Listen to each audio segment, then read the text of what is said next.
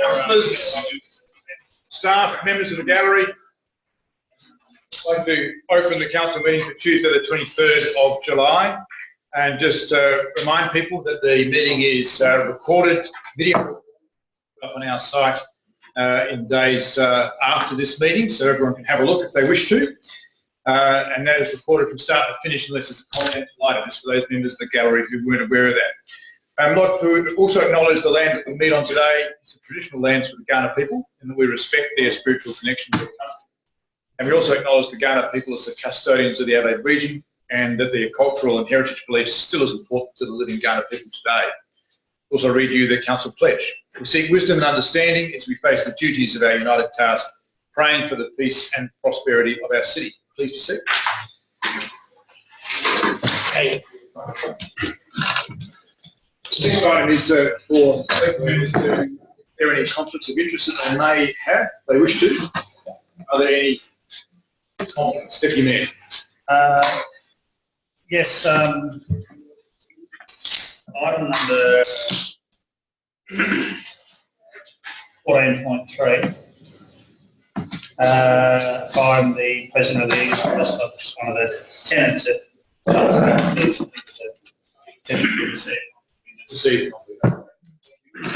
Any other conflicts of interest that the members wish to bring to our attention? If not, we will move on to, on leave, we have nil. And apologies, we have nil. We're all here, present and accounted for. Next item is confirmation of minutes from the ordinary meeting of council for Tuesday the 25th of June 2019 to be taken as read and confirmed to true record. Somebody wish to move that way? To move. Councillor Creek, wish to speak to it? No, thank you. Seconder, Deputy Mayor, I wish to speak to it. No. Any further debate? All those in favour? Against? Carried unanimously. Thank you. Okay, the next item is a new item for us, and that is public question time. As per council resolution, we have provided 15 minutes of question time with a maximum of 3 minutes per questioner. And if we obviously run out of time, then they'll be invited to come to the next meeting. And equally, if we finish ahead of time, we'll simply carry on. So bear with us, everybody. This is the first time we've done this. So I now invite up. So can I have an indication from the gallery how many wish to ask questions tonight? 1, 2, 3. So I might start on my right, if that's okay. If you could come forward, former councillor Standen, and for the purposes of our minutes, if you could state your name and address. Mark Standen, 7 Mawson Street, Nailsworth. Thank you. And you don't need to stand. You can choose to sit. Up to you. No, I stand. I like standing. All right. And thank you to Councillor Redfern for bringing this. I think it's a fantastic idea. My question is directed to the Director of Infrastructure. On the 5th of October 2017, a letter was sent to residents within the proximity of Prospect Gardens, Nunuwera, regarding a play space upgrade survey. In essence, it stated that a small budget had been set aside for upgrades to the play space, and that a survey was seeking feedback from residents on the design and the types of equipment that they would like to see as part of this upgrade. Nothing more has happened to that play space since that letter. So my question is in 3 parts. What is the current status of this project? When is this project expected to be delivered? And as the project wasn't delivered in the financial year 2017-2018, whatever became of the small budget that was set aside for the project? And I've got a copy of the letter here that was sent out. I've also got a copy of my question. I'm going to leave that with the Director of Infrastructure, as I'm guessing it's going to be probably on notice. Thank you. That's your question? That's it. Thank you. You can choose to sit or... I'll sit. Right, thank you. Director, are you able to answer any of that question tonight? Through the Chair, thank you very much for the questions. I'm not aware of the status of that project. I'm happy to do some research and provide that as part of the minutes for the next meeting. Thank you. Okay. Thank you very much. Thank you. Happy with the answer, as expected. Thank you for bringing that to our attention. And in the Senate, if you come forward, and exactly the same process for the purpose of the minutes, if you're able to state your name and address. Hi guys, my name's Dennis Credini. I live at Edwin Avenue in Collingwood. My main reason for coming tonight is not really a question, but I think this question time's a brilliant thing for the locals to be able to do what they're going to do. But at the moment, we've got this road closure going off in Collinswood and Rutherglen. I just want everybody, hopefully, have seen the video of the latest accidents from Rutherglen. And I just came tonight to see if I can get the council's reassurance that this issue will be given its undivided attention to try and push it through. I understand we've got our protocols and we've got to follow, but I just, as a resident and the rest of the residents we live around it, we see firsthand what goes on. I just want the council to realise, and after seeing the video, I don't think anybody will doubt it, the accidents keep going on and getting worse and worse and worse. I just like to get the council's reassurance that this will get the attention it deserves to push it through. Now we've got a date of around December to get it done. But what I want to try and do is see if I can get the council to realise, after seeing the video, you'll understand why I'm so concerned, to try and push this through a little bit quicker, or as quick as we possibly can. If it takes till December, I'd just like to get the council's sort of reassurance that we'll get that done, because someone will get killed, and we're lucky enough that nobody was injured in that last accident. It's pretty bad. If you haven't seen it, I suggest you have a look at it. It's bad. And that's all I want to do, is just to get some reassurance that this will take priority in getting pushed through, because I don't want to be standing here at the next council meeting say, we should have done this, we should have done that, because I don't want that on my conscience. And at the moment, I'm terrified, the same as other residents in the area, that that's going to happen.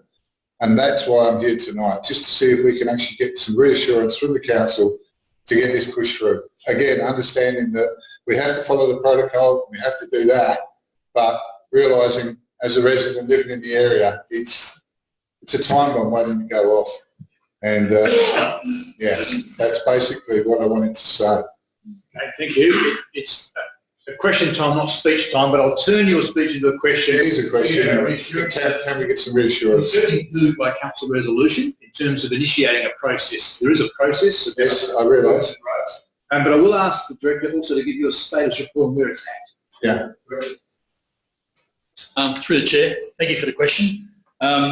You may be aware that we've commenced the consultation process, but what we will do is sit down and review about that timeline and see if it can be resolved quicker. But it will take some time to actually do that, but we'll have a look at that process. Yeah. It is a priority for us, and we will address it. Okay, that's fine. That's basically what I wanted to do. But again, it's a great time to be able to come here and address in the public speaking time. It's great. Thank you. Well done. Thank you. So you can see the gallery. We have one more questioner. Yes, please, Matt, come forward. Again, for the purposes of the minutes, if you could state your name and address. Well, my name's Selena Doran. I live at 21 Edwin Avenue at Collinswood. And again, I just want to take the opportunity to thank you for giving us the opportunity to ask questions. Mine, again, is just following on from Denny's. This problem has been in the area for 20 years and this has been an issue since we've been living there.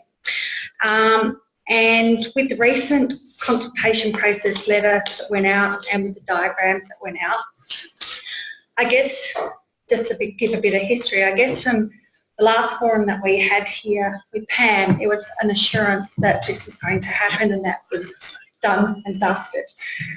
Can I please ask why we now have another survey, another question, and asking us our opinion of how we want it done? It is a safety issue. We want to reiterate that. We understand it's a traffic management issue. We know we've got to incorporate DIPD, but please can you just answer me why we now have this additional consultation process? And the letter reads that it's quite, to me it reads it's ambiguous.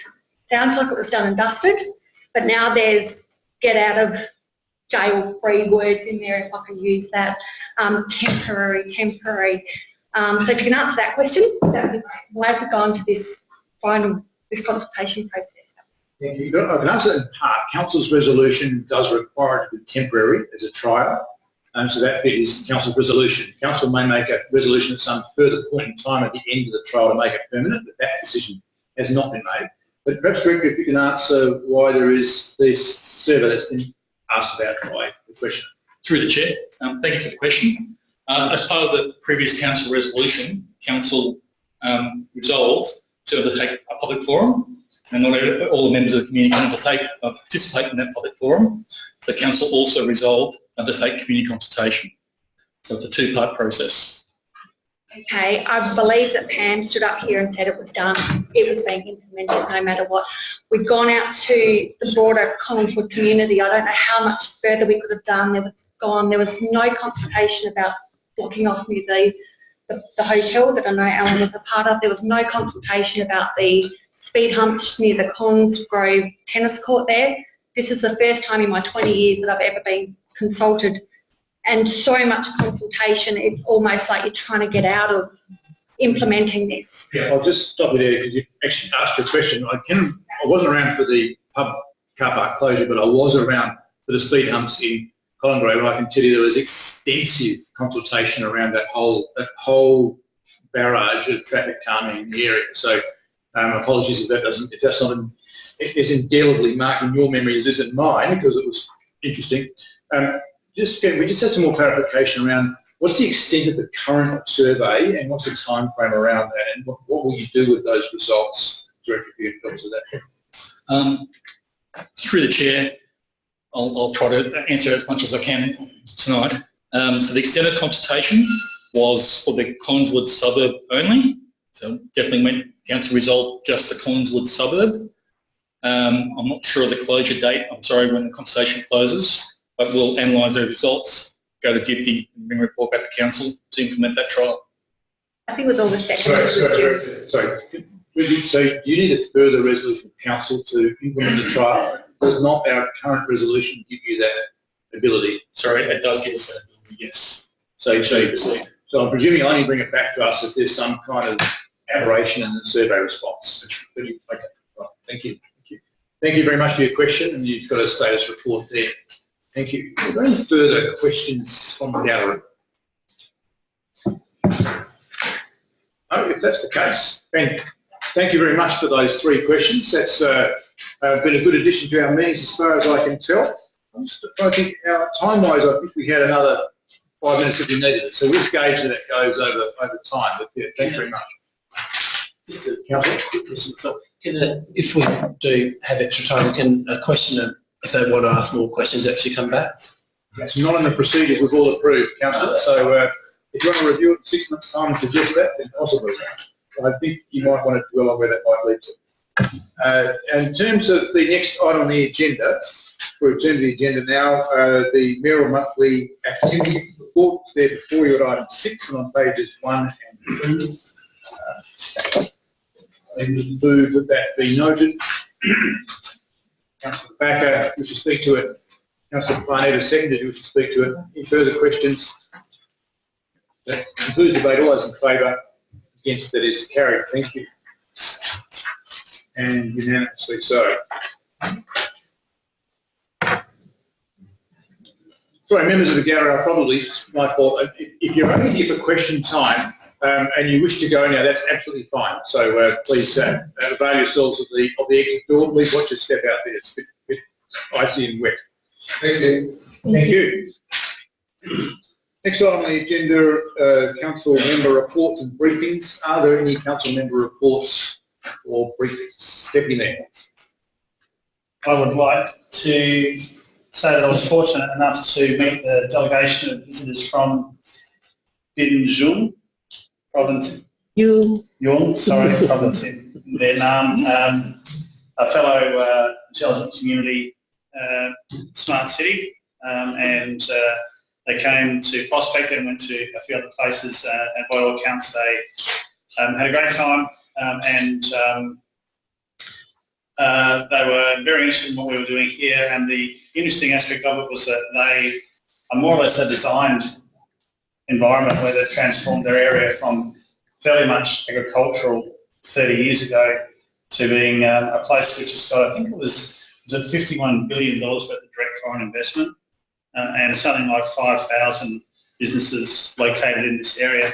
But they're still looking at what they've done in the past to see what they could do better, and they're projecting 10, 20, 30 years into the future to shape where they like to take their area, and they've got a very interesting structure around how decisions are made. They've got several layers, and they've got community groups who get involved with some of the larger decision-making processes. So I think we've got a lot to learn, even though it doesn't seem like there's any real similarities. They're really living and breathing the intelligent community dream, and we can see what it's done for them. So I think it was an opportunity for me to refresh my enthusiasm for the benefits we could derive from being part of that process.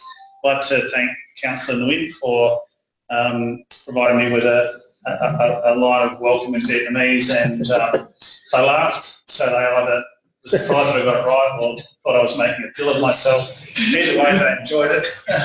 And Chris put on a good presentation as well. And they presented us with a number of things, and I'm not sure where we might put this, but this is what they presented us with. Maybe two of these things, vases, I believe the thing is. So I just thought I would hold it up in front of the camera. Yes. Did you want to juggle a little bit more and just make it? And they got the other two because they could. With the other one. Anyway, that's the end of my report. Thank you. Yeah, thank you. Great insight. Thank you. So I attended the women's delegation of the new Provincial People's Choice together with the Director of Corporate Services, held at the ABC building on the 8th of July. I was among the 3 invited female guest speakers to talk about empowering women in business and in the workforce. The ladies really appreciated our time and effort and hosting the session. I want to also thank Chris Hannaford for organising a great session for us. Any further member briefings or reports? I just from the chair, I attended the Asia Pacific Cities Forum and Mayor's meeting in Brisbane last week, and I have a number of reflections about running major events that I may provide some entertainment. But there are a number of specialist speakers there, and I'll attempt to bring that to you as a report back to a workshop, which I think is what happened with the last report in NDA, which unfortunately I missed. There was great learnings from that, not the least of which was a admittedly North American consultant talking about consulting over there, but I think that's here about it.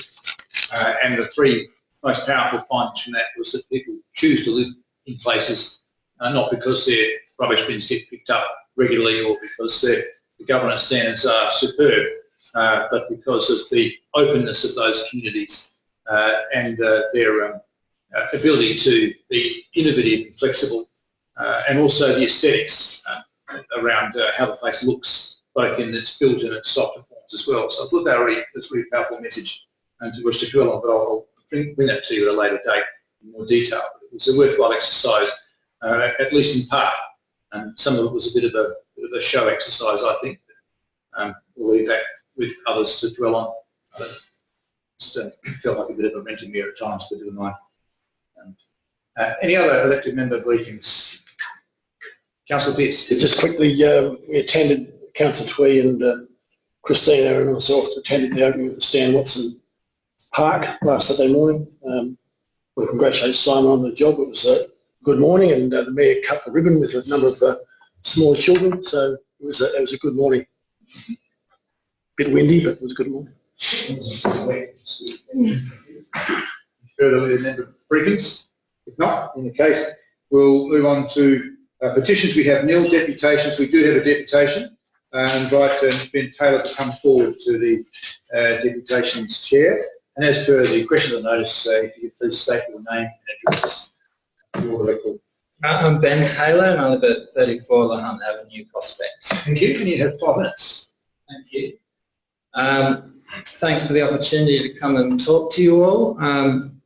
I'd like to talk about the green tunnel idea that has been several elected members campaigned on at the last elections, and I think which Council appreciates as a really good idea, a good vision for Prospect. A green tunnel being a street where the canopy of the street trees essentially interlocks over the top of the street, creating complete shading of the street. my presentation, which some of you can see easily, others might have to turn around. Got it here. Oh, you can see it on the screen, it's good. So this is an example, I think, of where council have done a good job in creating a green tunnel. This is Myrtle Street. And the trees here are large enough to create a green tunnel. They're American hackberries. They're planted about 8 to 10 metres apart on the northern side, slightly further apart on the southern side. And as you can see, we've got a complete interlocking canopy. And when the leaves are present, this is a beautiful street to walk down and to be in. Next slide, please. So what I'd like to talk about is how I think this green tunnel is actually, in some places, not only are we losing it, well, we appear to be going backwards. And it's not just a temporary loss because of large old trees being removed and replaced, it's a permanent loss. And I'd like to just show you some examples of why that's happening, how that's happening. So this is my street, La Hunt Avenue. One of the key problems here is that the large old white cedars are being replaced by golden rain trees. Apparently at some point in the past, with community input, a decision was made that on La Hunt Avenue, golden rain trees would be planted on the north side of the street and American hackberries on the south to replace the white cedars gradually as they moved.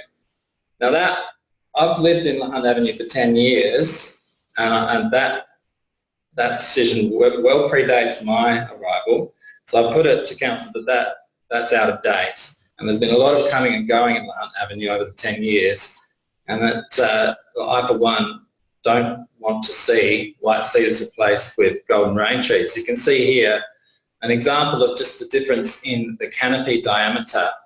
That golden rain tree in the foreground with the white arrow indicating its canopy is a relatively mature golden rain tree. They don't get a lot bigger than that. Compare that to the white cedar in the background. So that's what's happening. It's a permanent loss of canopy cover. Next slide, please. This is another example from a different street.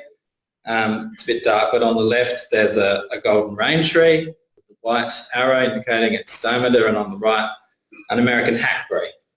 So the American hackberries and the white cedars are the large trees that do create green tunnel. The golden rain trees just simply don't achieve it. Next slide, please. Another problem with the golden rain trees is that they're extremely slow growing.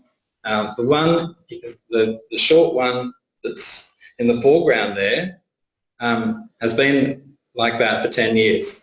It's barely grown. Behind it, you can see the white cedar on the same stretch of verge there. When I moved into my house 10 years ago, that didn't exist, that tree. That tree has grown, it's reshot from a stump and grown to that size in 10 years. So if we actually want to create a green tunnel in a timely manner around Prospect, golden rain trees are not the answer.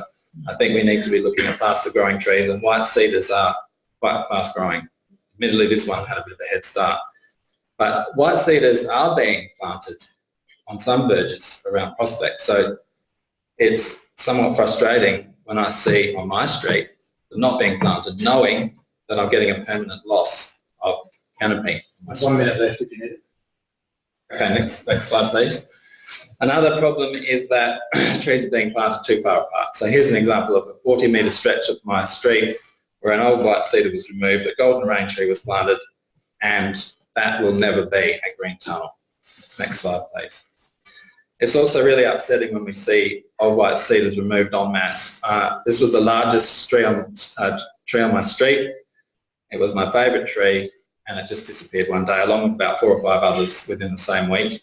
And we've had 6 or 8 lost within about 12 months. And as you would all know, that reduces our property values. It reduces the heat or the cooling effect of street trees, and it just makes us less happy. Next one, please. And I like these garden beds that have been planted around Prospect, but it's an awful lot of work when each individual leaf needs to be snipped with a pair of scissors to take the tip off. Next slide. While at the same time, beautiful old white cedars with parasitic olive trees aren't being attended to. Next slide. Or where branches have fallen off, they're not being tidied up. That's a risk of further rotting. It could be the lives of these trees could be greatly extended with a bit more care, but it doesn't seem to be a priority. Give you 5 minutes. Do you want to wind up? No, that's everything. Okay, thank you.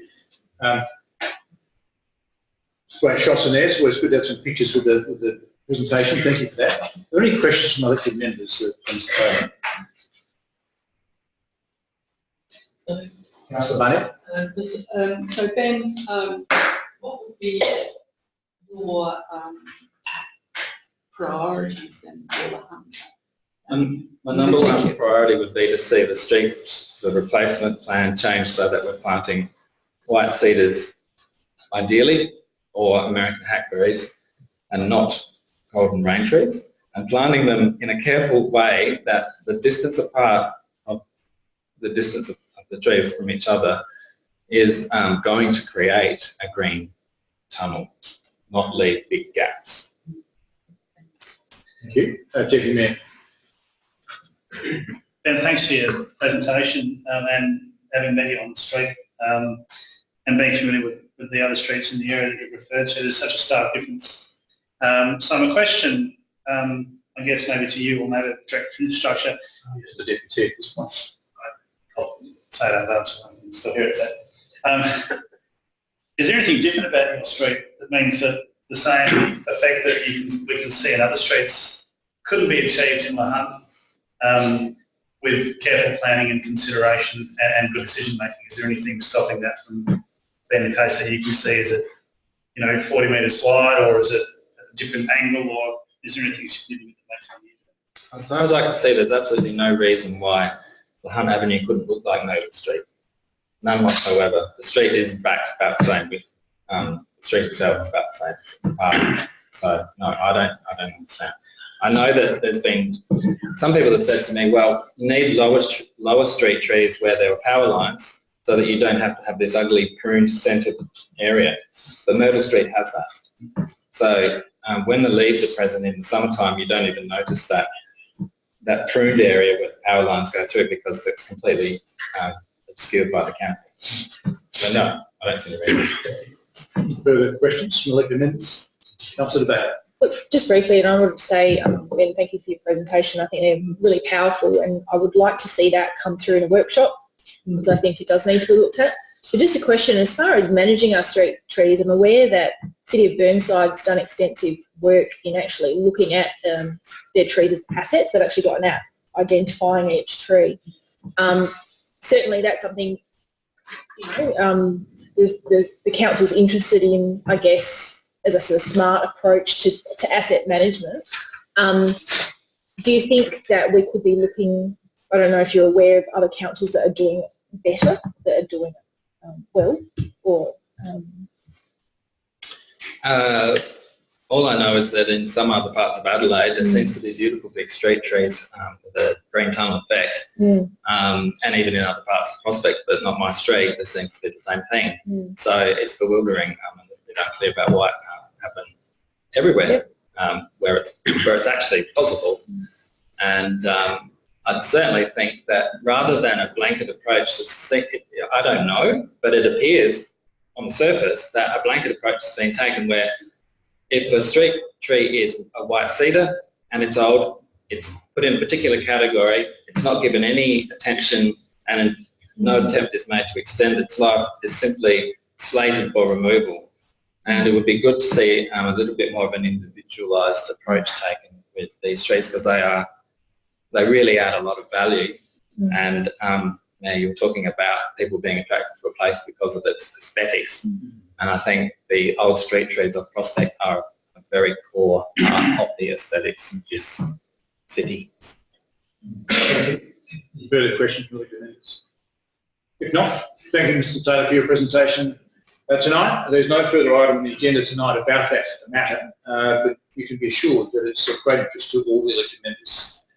We've made that various resolutions to that effect. We're waiting on a tree strategy to come back to us. Director's nodding. There may be questions without notice in this matter in a couple of moments' time, but there's no further item on the agenda about it specifically. So if you wish to stay for the balance of the meeting, you're perfectly welcome to, but you wish also to head off home, we perfectly understand that as well. Thank you very much for your presentation. Thank you. Thank you. Okay, now we move on to motions on notice. We have two. Item 10.1, Councillor Rick, page 3. Apologies if my voice is a bit croaky tonight. So I'll just read obviously what it's got here, read it out first. My motion is that Council Administration provide a report to Council by September 2019 with a revised master plan for Broadview Oval, Tweedy Yata precinct for Council's endorsement to suit future federal and state run applications and to suit Council's long-term investment program. Main reason I'm moving this, it shocked me to learn only a couple of months ago when I did ask a council staff member the question that the original Broadview Oval, Broadview precinct master plan had actually never been endorsed by council. So it wasn't even a draft. That's what I was told, led to believe. Although we had a draft master plan, it has actually never been officially endorsed by council, is what I was told. So to me, particularly, I know it's a requirement, or my understanding is it goes a long way that if you do put a federal grant application in, if you put a state grant application in, having that endorsement from council of a current master plan would go a long way. I know that the original master plan was looked at about, I believe, 4 or 5 years ago, and I can be corrected if that's wrong, about 4 or 5 years ago, and the community obviously consulted and talked to about it. But I believe that if we are to be successful at gaining future state and federal grants, that having a current master plan that's revised and that's endorsed by council makes sense, and it will go a long way to meeting. And obviously we need to look at our long-term investment program. Does a master plan that's in its draft non-endorsed form for 4 or 5 years ago, is it achievable for us to fund it long-term? We know obviously with politics we're not guaranteed to pick up any federal or state money. So can we actually afford to fund the current master plan, the current draft non-endorsed master plan in council's long-term investment program? If not, then we need to actually come back with a revised one that's actually realistic, that tells the community that this is something in the long term with a chance of funding in partnership potentially with federal and state. But we can also, if we don't get federal and state money, there are some key things that we can do in this master plan that will be future endorsed with your support, that we can actually fund some things in there ourselves. Because at the moment, and particularly in the election, I've got a lot of feedback from residents saying, you know, 4 years ago we were talked about this, where's it currently sitting? Now, rightfully or wrongfully, they blame council. Whereas I look at it and I just think, well, it's probably a bit unlucky that we haven't been able to pick up some federal and state money for the project as well. But the question that the residents have is, can City of Prospect, was that current draft master plan, can you fund it into the long term? If not, is it wishful thinking? Do we need to actually go back to the community, have a revised master plan that council can actually fund in its long-term investment? And it's something that if we can endorse it and it's current, we might be a better chance of picking up some money. So I'll leave it there for the board to consider. Second, Councillor Harris. Yes, I won't add much more because after what's been said, I agree with. The added extras was approximately about 4 or 5 years ago we've done it because we had some other people and I was in Ireland. So I'm concerned that any grants we get does bounce off. We have it, although it looks like we got a couple of grants for a few things without it. But I felt disappointed and I think continue to feel disappointed that we say to people we got a plan but we haven't got one. And we got one but it's in the cupboard. And I could actually throw a few jokes in that but I won't because it's something that's real that's not real. So I believe we should relook at it and face up to the fact if we're not going to get money, what are we going to do to that sort of area? Revise a plan, have a totally new plan, or continue the current one.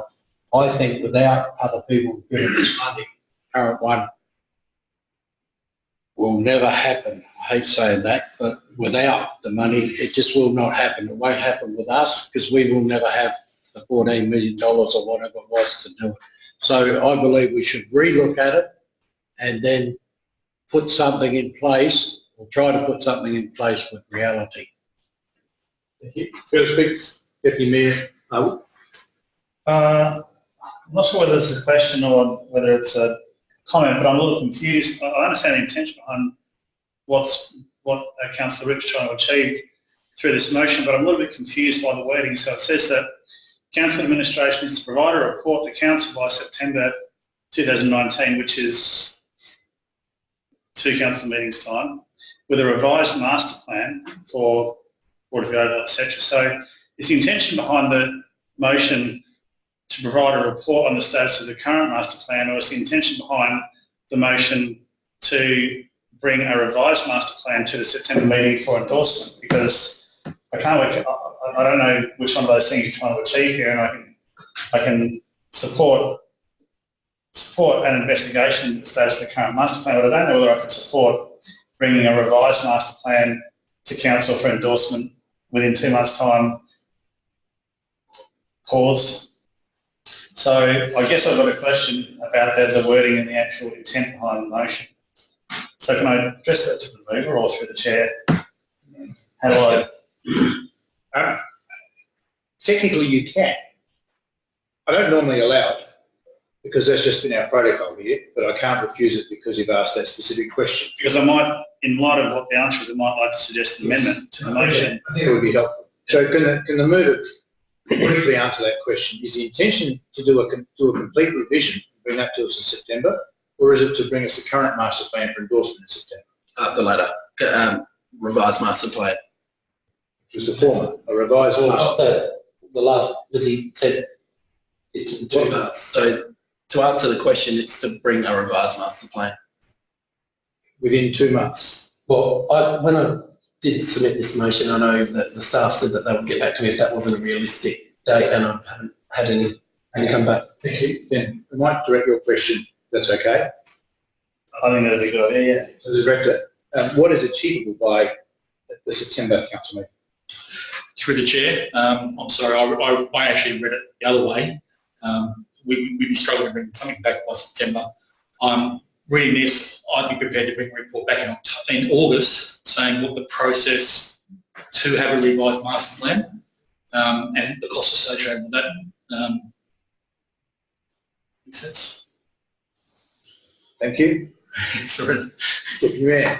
So I would like to suggest an amendment to the motion which may read that Council Administration provide a report to Council by August 2019, which constitutes the process and the cost involved in reviewing the existing master plan and completing a new master plan based partly on the old. This wording's too long, but can I suggest Ed to provide a report to Council by August 2019 on the process to revise the existing master plan. The draft master plan for Board of Overlay. Would it be? Don't we have an original? It's a draft. It's not endorsed. That's the problem. And after the word council to put future, add the word future because August won't give us something to endorse. So is that saying that we'll have something that we'll approve, a report will come to us by August, which will be something which we can approve the works in the process to get stuck into revising and redesigning and coming up with a rock solid master plan, which we can have as a shovel-ready thing in our back pocket should the opportunity arise. I apologise, it's not perfectly worded, but I think the intent is very clear. It is your amendment you're proposing. So by August 2009, on the process to revise the draft master plan for the Oval with the intention of receiving endorsement, with something around the intention to endorse the proposed process. The council's Endorse the process. Yeah. clunky. Second to last line's clunky. Councils and industries. So those two things don't work together. The process to revise the draft plan for future endorsement is something that's not lining up there.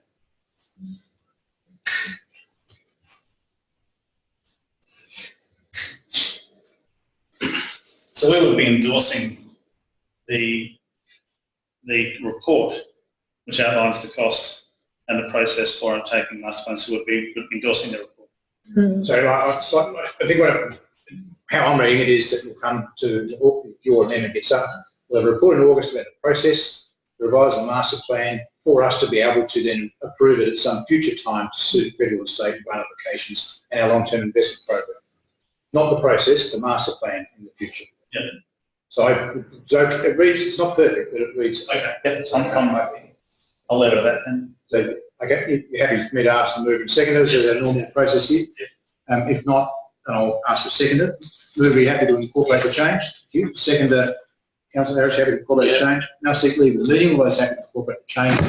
So, here's us incorporated, it becomes the motion. Thank you. Deputy Mayor, is there anything further you wish to say?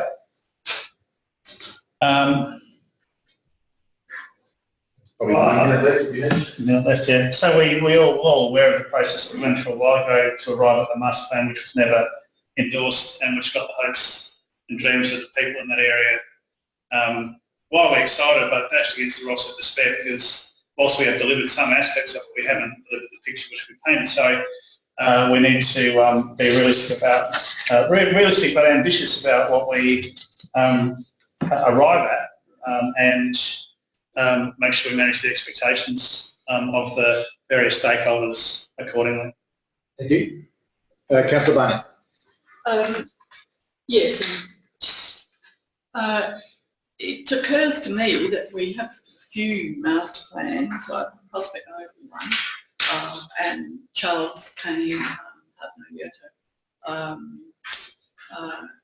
area and all that, but without actually having a look at what's on the master plan, I can't recall my brain. Do we have some thing that says it will be reviewed next time? Because if we do a 10-year overall plan, strategic plan for the city, then it seems to me like that's about the only time that then these master plans that we've got actually come to be reviewed.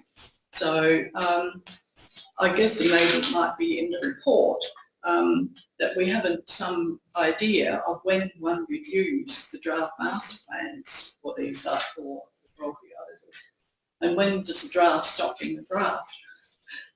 Basically, we've had this for quite some time now. So there are some things that I would like addressed. Because I think we've had and particularly when you have circumstances happen, we know that we're going to have federal and state possible changes. We've had that in the federal and state governments, and then they want to do, some other things, and change grants and have some new things. So I think there should be some notion, idea of reviewing. It's not that it's just done. We pay quite a bit of money for these master plans to be done. So, I think within this there should be some a bit notion about a review process within our plan. Thank you. Councillor Becker. Yeah, look, I'd just like to congratulate the movers for bringing this back to our attention, because I think we really need a spring clean. I think it's time we need to have a look at our strategic objectives and all our master plans and draft master plans or unendorsed plans, and just get really honest with our community about what we can afford and what our aspirations are. And I really appreciate Councillor Rick's comments around being creative about how we can actually achieve those outcomes. So there might not be state money there. I know there's been a big sporting complex built to the Hampstead Road Lights Hue recently, and often people look from a geographic location. It's all about data and figures and numbers, and well, we've got one here and maybe they might miss out there. And that's when we have to look at our rates as well. So we've got to provide or aspire to provide a similar amenity throughout the whole city, and I think it's really important that we look at the Broadview precinct, considering the amount of development that's going in. We're getting a huge increase in our population, we're not making any more land, so it means that the land we do have has to be the amenity and the ability for multiple tenants, and leasing and licensing policy So all of that coming back and getting tidied up. So we can actually offer service. It might not necessarily be, you know, the big dollar sort of price tag that we had envisioned, you know, but, you know, a gold, silver and bronze option or a stepped option, stage 1, stage 2, stage 3, that are achievable, and actually the stage 1, stage 2 might be factored into a long-term plan and the stage 3 is a bonus. So I think, you know, getting real with our community, but looking at ways we can actually fund it and just instead of waiting for money to fall out of the sky. Just briefly from the chair, I'm listening to this debate with interest. I'm going to tell you, I have absolutely no problem with having a master plan that's aspirational. Absolutely none. Now, for those people who are thinking we should scale this back because we haven't got the money, I think, well, don't ask, you don't get. If we hadn't asked for money for Prospect Road, we would not have the village heart that is now the lowest vacancy rate in the state and the most talked about new precinct in Adelaide. Because we would have said, oh, we better just do the curbs and gutters. That's it. We would have done with it like we've done with the southern section of Prospect Road. If we hadn't said Churchill Road's so important to us, we're going to borrow money to get it done and hold our capital works program, we wouldn't have devised a master plan like was now being executed on Churchill Road. It was entirely aspirational, but the council then decided to get on and do it. If we hadn't devised an aspirational master plan for Prospect Oval, we would not have got a $1.75 million grant from the federal government and built the pavilion and modified the current bar area. It wouldn't have happened. We didn't have that money. So I don't apologise at all for having a master plan that says those footy club rooms really need to be replaced. They're old, they serve the community really well, we need a new building. That building's going to cost millions of dollars. I will not be, or foreshadow now, I will not endorse a master plan that doesn't have a new footy club room building on it somewhere. It's just at the end of its life. Simple. It's the oldest one we've got. Equally, the tennis club, anyone who goes there and understands that those two tennis clubs work, in fact there's kind of three, let's make them two, on that area there, and looks at their club rooms, if you don't have aspirations for how that could be better, then I think there's something wrong. I don't think we're really putting forward a plan or vision for our community that they would expect. And we know that there's interest from other tennis entities for regional facilities. And I would be disappointed if the master plan didn't have a regional tennis facility or that scale on the master plan. In fact, the master plan in draft form has both of those things on it. And I don't think they should change. The only thing that's changed is the Croquet Club, which is long gone. And we've since moved on in terms of where the proposed relocation was going to go. We've just spent money renovating that northwest corner of the Broadview Oval Precinct.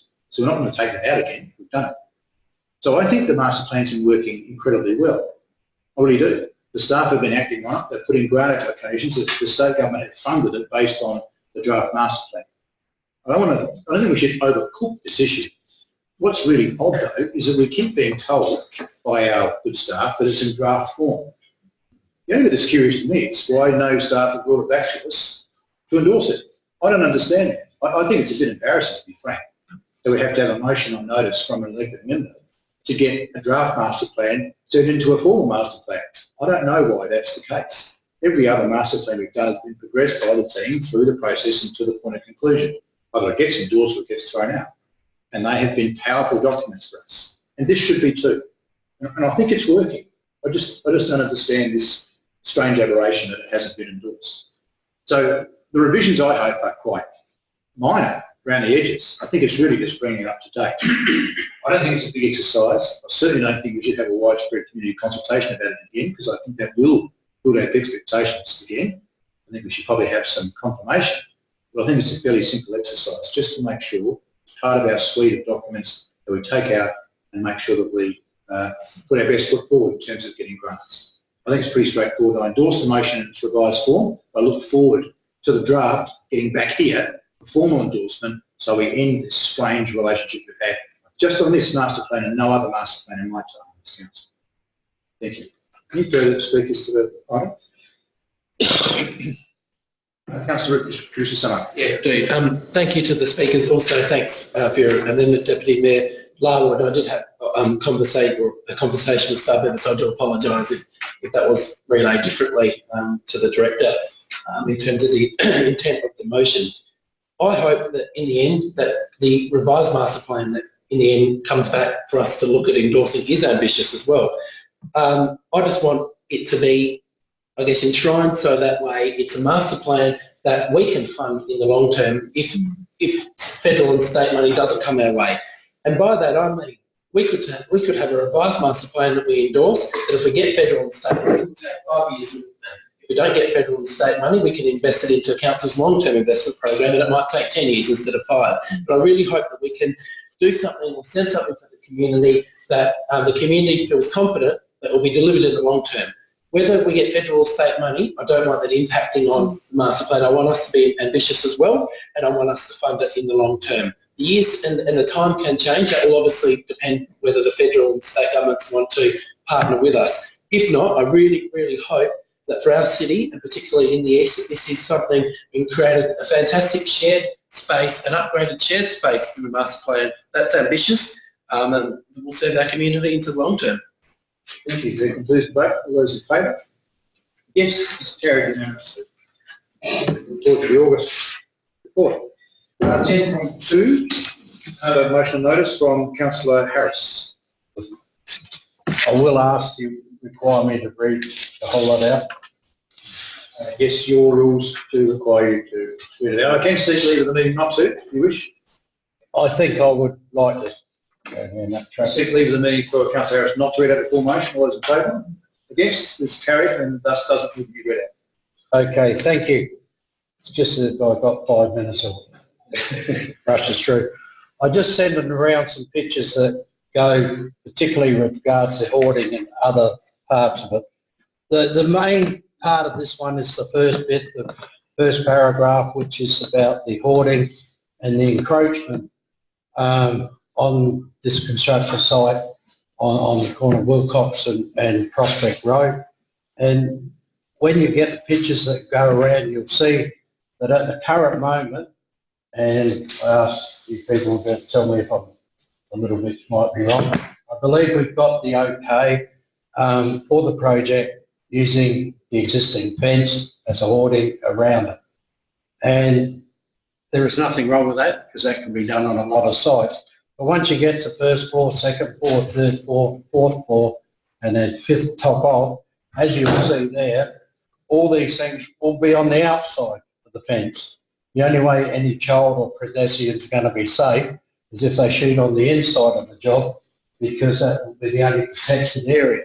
So I'm concerned, if you look across the road from the current project, we've just gone through, or just about finished, gone through building at the new town hall, etc., through there with the hoarding, and no complications with any residents or people or prams or pushers or wheelchairs, etc.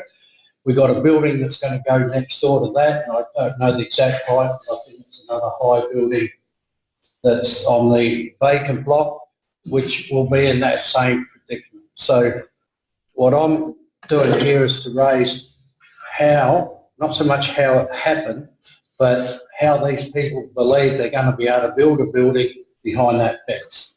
I'll tell you here and now they can't. Well, they can because they'd have to change the whole lot, but they can't build it as it exists. With the photos that you see have gone around, where you've got the fence and you've got the working deck, because that's coming up to the first working deck, and you've got the timbers coming out. If you actually can see through those trees in it, you'll see the working area is on the other side of the fence as well. I'm talking about the road side of the fence as well. And it will be continuous as it goes up that way. It will be continuous in the side street.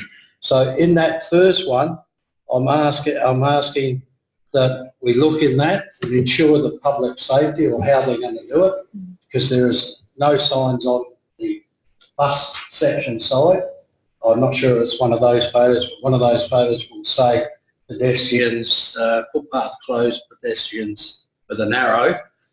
That's in Wilcox, on the corner of Wilcox, not up the other end. And plus, we still got the footpath there.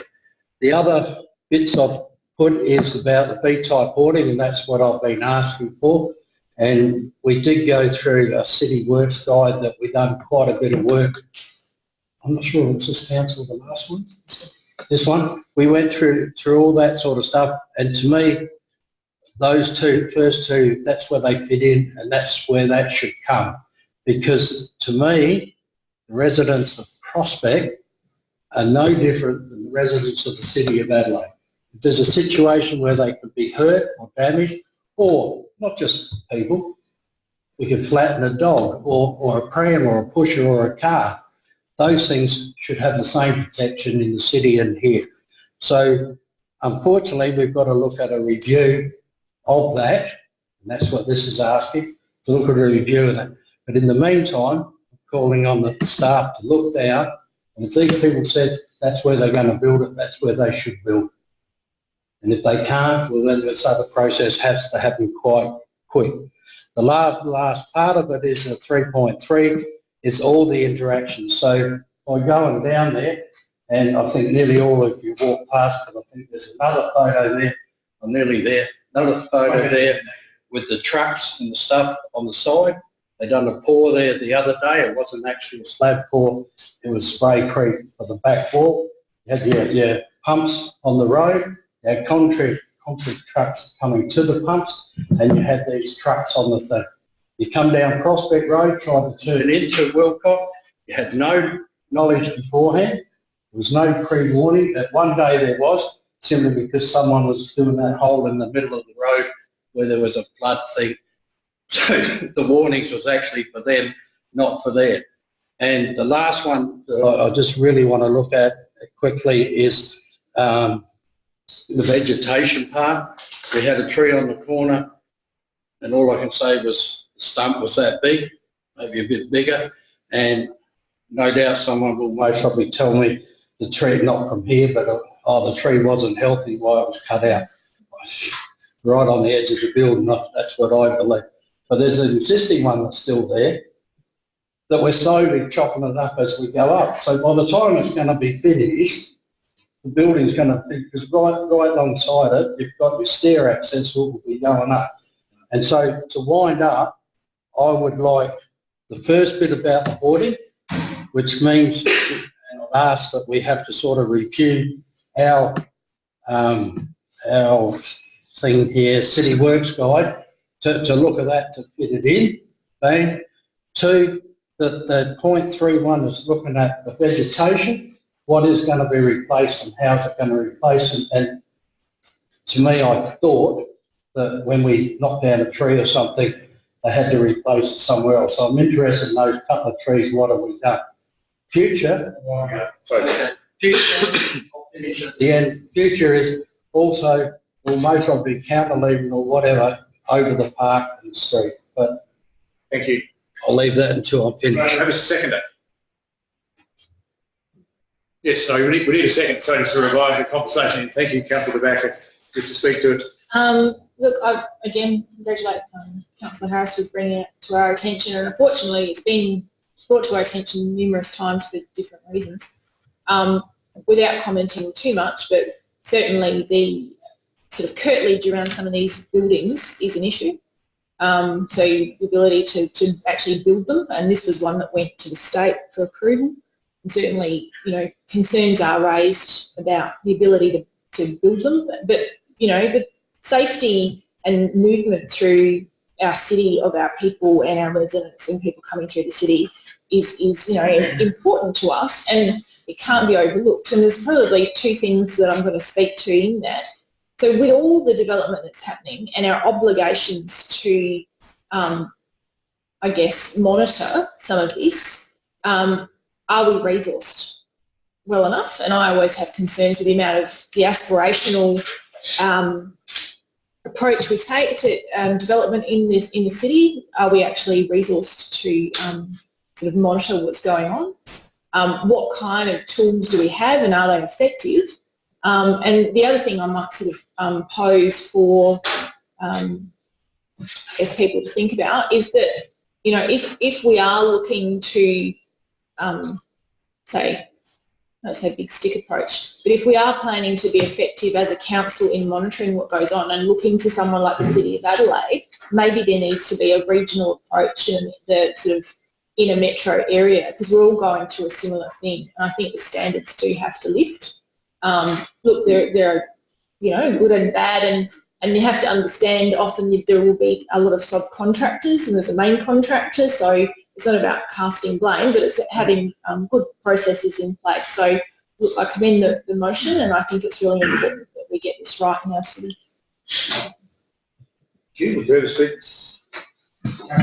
Thank you. Look, just very briefly, again, thank you, Councillor Harris, for bringing this forward. I would like to propose a small amendment, which is just in relation to when the report comes back to the council, because I think there are some fairly urgent issues in this, and I'm aware that the building is also being constructed fairly rapidly. And so I just want to ask a question before I move an amendment which would change the meeting date to come back to us to August rather than September. But I want to check with the appropriate director that that's achievable. My reading of it suggests that some of it would be, but some of it may be more of a stretch. But just wondering if I can ask that as a question, whether it's achievable to bring some or all of this back to August rather than September. It's been known about for a while, hasn't it? So, yes, who do I ask the question of? Director? Yeah, I have to take the question through you, Chair. The short answer would be some of it can be dealt with in the here and now. That certainly the item 1, the review of the decision, essentially a permit would have been granted to the fence on that line. There seems to be formwork over that line that clearly wouldn't have been shown on the plan that we would have endorsed. So that's a matter of a relatively simple check. And then as a result of that, that could be reported back next month. We've just dealt with the background. Either way, it will happen relatively immediately. As for the review of the City Works Guide, it'll take a little bit longer. It's probably a 3-week sort of exercise, depending on resources, which puts us right into that time. So the September meeting, absolutely achievable for all of it. Item 3, Director, if you could. Item 3. Yes, look, item 3 was really put in there because essentially there's been a whole lot of back and forth between council officers and various departments and these developers that have updated traffic management plans almost weekly coming in, close the road for a crane. Is that what we wanted to do was really compile that timeline to show what has been happening. Just takes a bit of time and effort to compile that properly. It's all filed. It's just a matter of turning it into a story, which again I would suggest would be pretty tight for August, but quite comfortable in September. Okay, thank you, Councillor. So I might, based on that very good advice, thank you for it, propose an amendment, which is a point 5, which is a preliminary report come back to the August meeting. Preliminary, I might say it twice, report. Frame it up first. Added to the August council meeting. Yes. Well, I want to say, this isn't the words yet, but I want to say something along the lines of where you're able to answer issues quickly to bring that back to us in August. I'm also a bit concerned about the hoarding issue, the hoardings over in terms of the footpath, and so I think the pictures that got circulated show quite starkly the protrusion over the footpath on Prospect Road particularly. I just wonder where in the motion that's kind of picked up apart from the review of the City Works Guide. I can't see where that's actually picked up, so I'm also wondering whether I need number 1, so 3.1 or 0.1. So I'm talking to myself. So I might just. It'd be as simple as what you've got there. Well, I think it might be that simple, and I think the intent council staff probably understand the intent of what point 5 is trying to do. And I would encourage you to, if you can bring whatever you can back to that August meeting, and particularly picking up my interest in terms of pedestrian safety across the footpaths as a primary focus for whatever comes back to us in August. I'll see, leave the move, sorry, ask them in a second, they're happy to incorporate that change. Councillor Harris? Yep. And Councillor Backer? Happy, I'll just leave the meeting now, all those happy to incorporate the change, indicate us, against, just us incorporate it becomes part of the motion. Councillor Greg, you're pretty much out of time. You last. I'm done, thank you. Very much. Do I have any other speakers? Councillor Rippon and Barnett. Yeah, just want to thank Councillor Harris for bringing the motion, and I think the pictures actually really did it justice sending that around, and it is actually quite an issue that does need addressing. So Thank you to all speakers and also Councillor Harris for bringing it to us. Thank you. Councillor Barnett. Yes, I'd just like some understanding because it didn't go through our community assessment panel, I understand. It came from the state community assessment panel to us. And so within those, they have that the in all the conditions that there are supposed to be all these types of things followed. Because I'm just trying to come to an understanding of how this is not the only development that we've been having problems with. I mean, do they actually, whoever's in charge of the on-site construction, the manager, aren't they supposed to have qualifications or experience and just know that they're to do all these things? Why should we be the ones that have to be sort of following up all the time? So I'm just trying to have some understanding of how this all starts, happens, and then ends, usually with us having to do fix it. So I don't know, somebody can assist me with that. I'll ask our director to assist, give you insight of my time on SCAP on behalf of local government.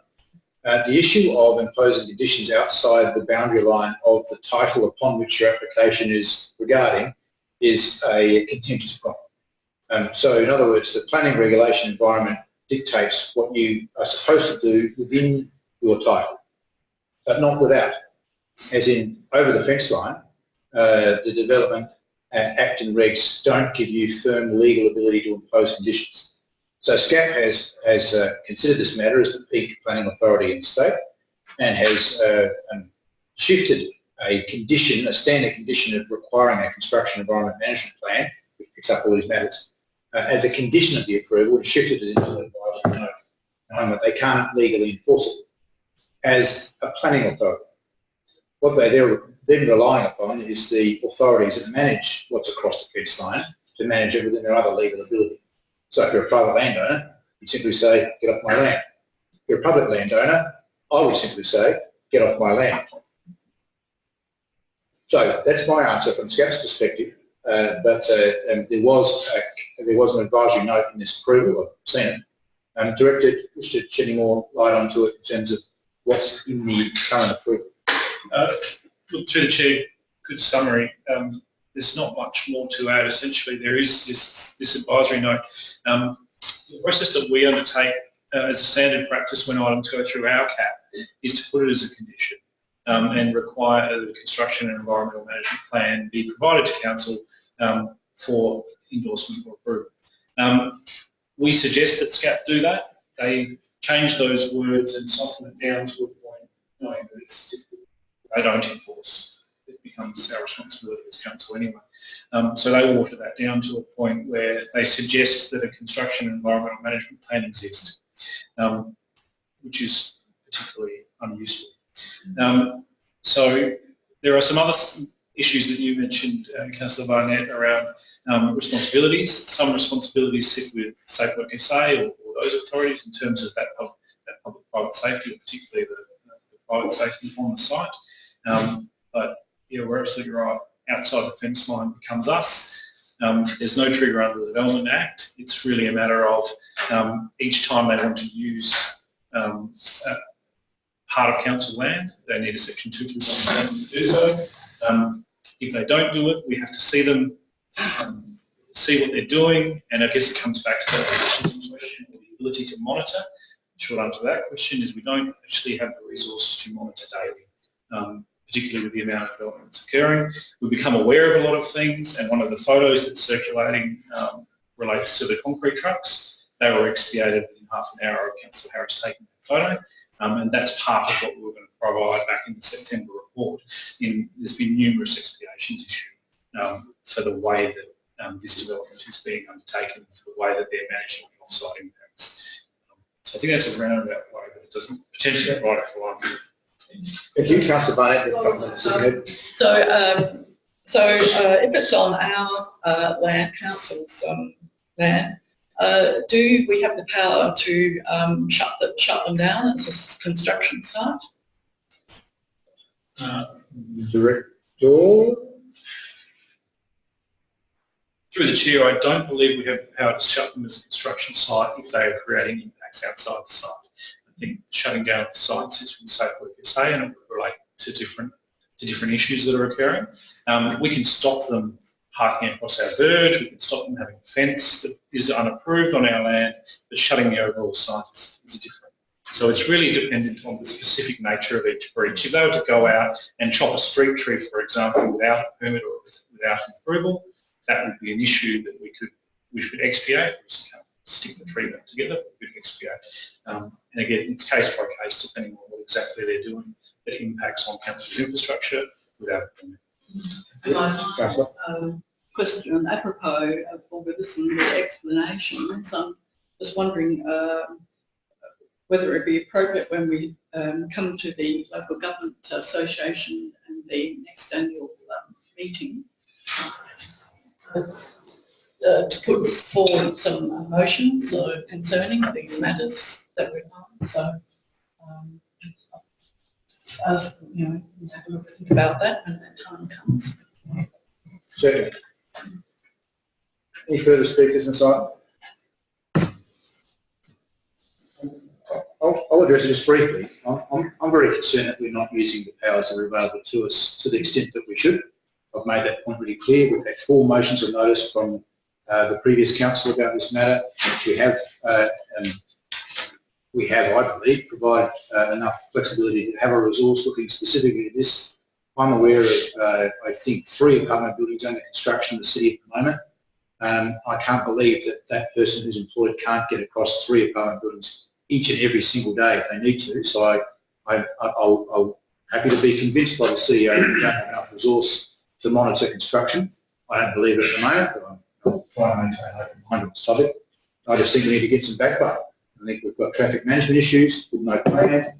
We've got structure overhanging the footpath, which I think is just completely unacceptable. And we've got a plan to go another 4 levels higher with no beach-up water in place and no agreement to have it. I have to say, I cannot understand why we're not better organised, better planned, and have more structure in what these people are doing. Or shut down everything they do outside the fence line. We have the power to do it, as far as I'm aware. Someone will just tell me we don't have sufficient bylaws, then I'm happy to go into that with the LGA.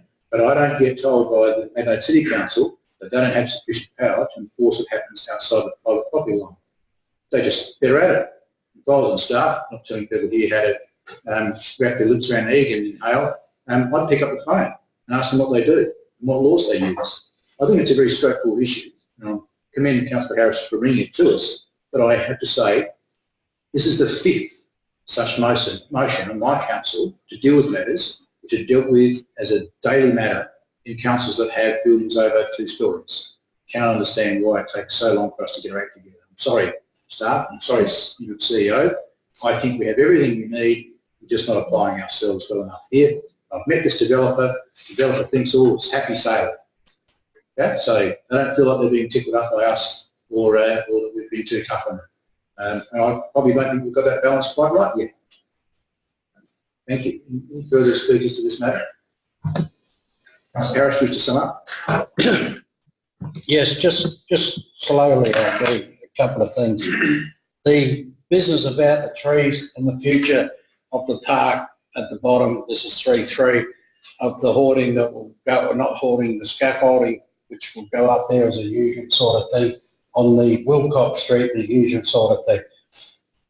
To me, they fit into the August come September thing, because we're not going to replace the tree that's been chopped down. You know, we're not going to fix up the one that's been cut. Those things will come as the project comes along. But I believe we've got to change that city guide thing to enforce that. Now, I want to just finish by just reinforcing that first one with the hoarding. I sent around a photo that showed that they went over. I believe, similar to yourself, or maybe if you knew this, that they have been given the okay to work behind the fence line.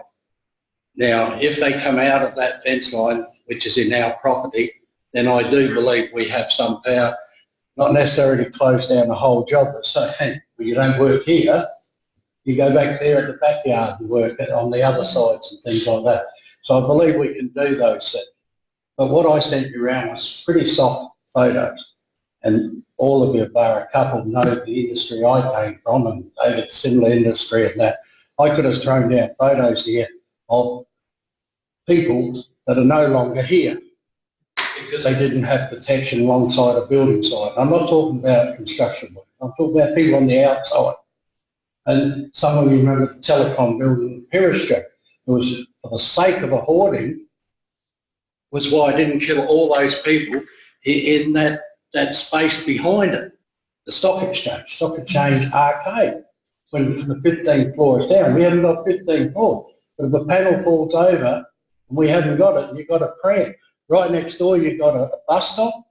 Right next door, you've got a park. In that street is all the things I hear from the people around here and agree with them, that we're getting a lively place and we're getting a good place on Prospect Road to go. People are going to come there. Kids are going to run out and park and run. They don't care. They want to go on the inside. So I think the developer, to get over his not going to be able to, and he won't be able to work behind the fence.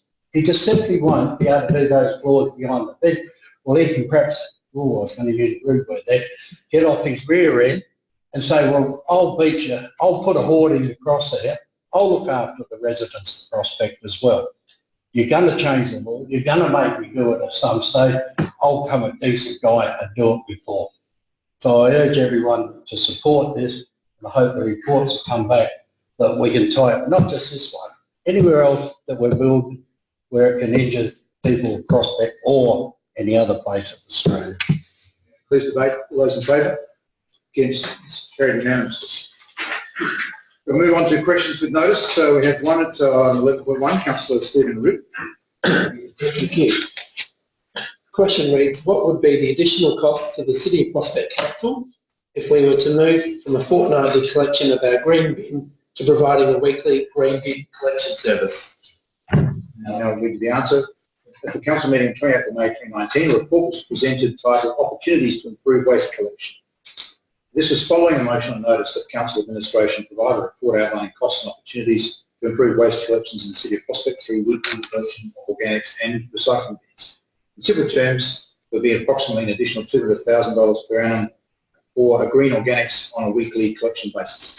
There are no logistical savings of note to be made from moving this collection to weekly service, as it would require an additional truck and driver to service. Additionally, financial savings are not likely to be evident in the short to medium term of the program, as any diversional savings are likely to be offset by operational and program implementation costs. It will, however, result in longer term sustained diversion, retention of embodied energy in a productive circular system and reduce carbon emissions.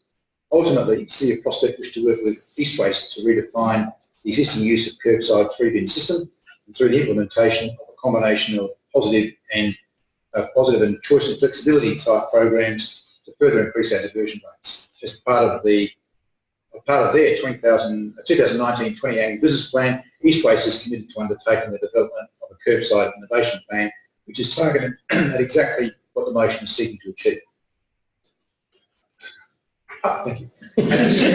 Council resolved to invite East Waste to present at a council workshop and information session on the proposed curbside innovation program. This session is scheduled for 6th of August 2019, so not very long. Okay, thank you. That's the answer that will be included in the council minutes. Are there any questions without notes? Councillor Barnett. Yes, pertaining to deputation we received, I've got some questions. When will council be receiving the new street tree plan or guidelines? Thank you. Director. Through the chair, we have a workshop scheduled first, and I believe that's early September, maybe late August. I'll happy to provide that information, but it's not too far away. Good, thank you. And can council, I'm not sure if it's right, can council receive some answers raised by, oh yes, so can we council, or perhaps it will be at that workshop, receive some of the answers raised by our resident deputy Ben Taylor? Through the chair, relating specifically to the white cedar removal program, it's a program that's been going for about 9 years. For those who were at the workshop a few months ago about the street tree audit that we're undertaking, we put as a result of what happened in La Hunt Street, we put on hold the white cedar removal program, looking to bring a report back in September to council on the future of that program. In terms of street tree species, that'll be dealt with as part of the street tree manual. Thank you. Other questions about notice? I see another hand. No, it's the same questions. I was just making sure someone was asking it.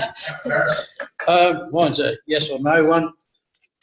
Just in the previous budget we had, and we talked about green waste and rubbish, but particularly about picking up roadside, curbside stuff. Did we change that from 3 to 2, or is it still 3? Director? Through the chair, are you referring to hard waste collections? Yes. Yeah, not been changed to my understanding. And the question?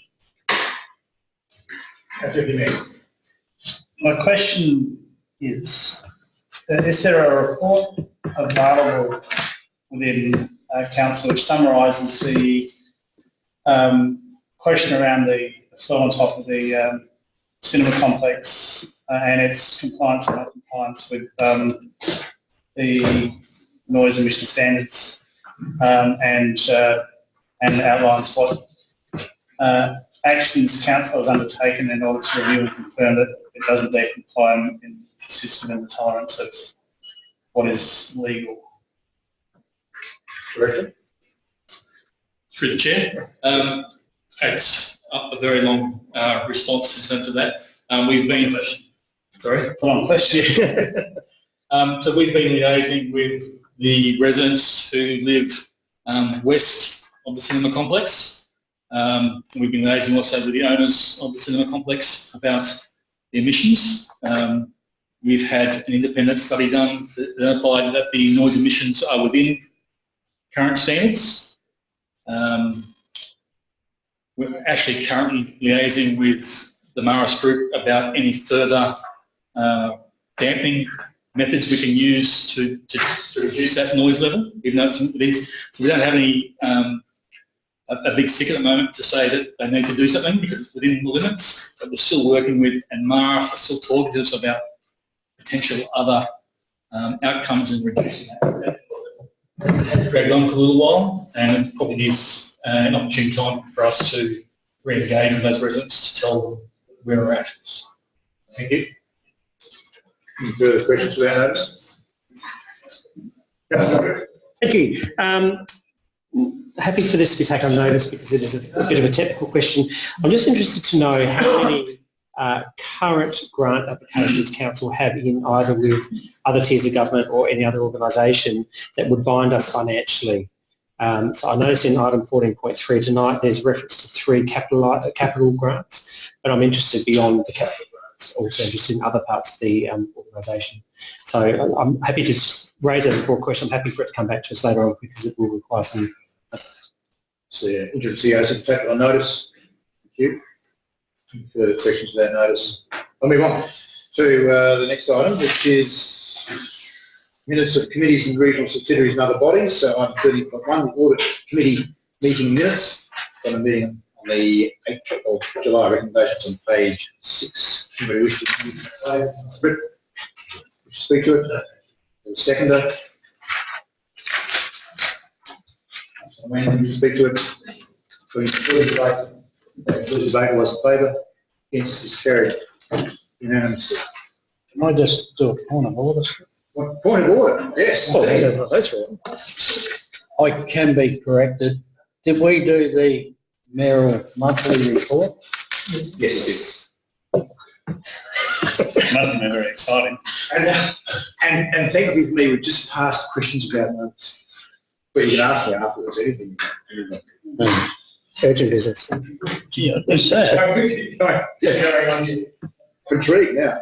Reports for the decision, item 14.1, Payinthi transition. Extensive report there, recommendations page 12. Somebody happy to move it, its current form. Councillor Barnett, wish to speak to it? No, I think it seems to be relatively sensible, I should think. And I'm sure the staff will be very happy when it's finished. For the seconder. Councillor Harris, wish to speak to it? Yes, first of all, just with a quick question, closing from the Thursday basically to the Monday opening, does that unfortunately mean our staff, employees have to work Friday, Saturday, Sunday, Monday, does it? Or will it all be shifted on the Friday? Great question, Director. Through the chair, there'll be a small number of staff involved in the move.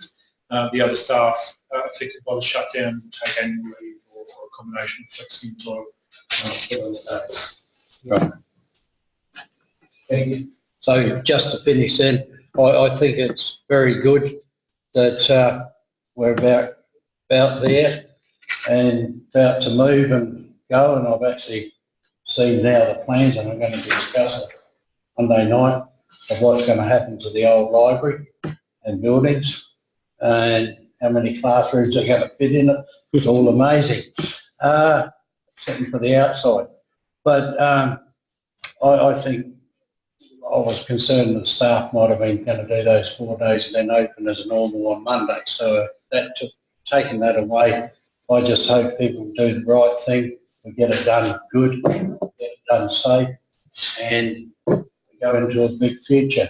Bad luck we didn't do the same with the tram. Just wondering, those closure dates, has that been communicated with the general public that we're closing Thursday? Through the chair, once endorsed by council, that will commence. The communication piece is very important on this, but until council endorses the closure, we do not say it. Thank you. Anything further, councillor? Any further debate? Councillor? Just more a question whether this will give us adequate time to do that full move, just the 4 days. That will be for everything, if that's adequate. Through the chair, thanks for the question. Additionally, IT were requesting further days. Chris and myself have negotiated with Kenneth to get some early site access. The business essentially needs to shut down from Walkerville into the street and move across. That's the biggest time issue. Moving books is easy, moving desks is easy, moving people is easy. 4 days can work because we've got access to the site slightly earlier than some of the IT prep work. Thank you. Anything further? Well, yeah, I suppose if we do, the reason I ask that question is if we do opt this in to this time and we then communicate that closure, then there's really no wriggle room to really extend that. So as long as you're or the administration is comfortable, it's at a good time, then that's fine. Any further debate? Councillor Barnett, wish to sum up? No, thanks. That concludes the debate. All those in favour? Against is carried unanimously. Great report. Thank you. 1.2, traffic management on Churchill Road, recommendations on page 18. Somebody wish to move in its current form? Deputy Mayor. Okay, so a few things here. At which point do I talk about taking it in parts? I do that now or later? Consider it done. I'll take it in parts. So the first one, since last receive a note of report, there are a couple of aspects in here, and I do have a couple of questions as well. So talks about part 2, third line, to implement particularly pavement markings on Church Road. Can someone clarify what pavement markings mean? Because to me that means markings on the pavement as opposed to markings on the road. So am I just mixing my terminologies up here, or? Any question, Director? Through the chair, it's just terminology. It's like painting like stuff on the road. So it's on the road, not the pavement. Okay. So the top of the road is called the pavement in industry parlance. When you're talking about the United States of America calls the footpath the pavement, that's not industry parlance here. Pavement is the road surface. Just asking on behalf of the myriad of residents who may well ask why we're marking up the pavement as opposed to right. Anyway, I get that it's meaning the same thing.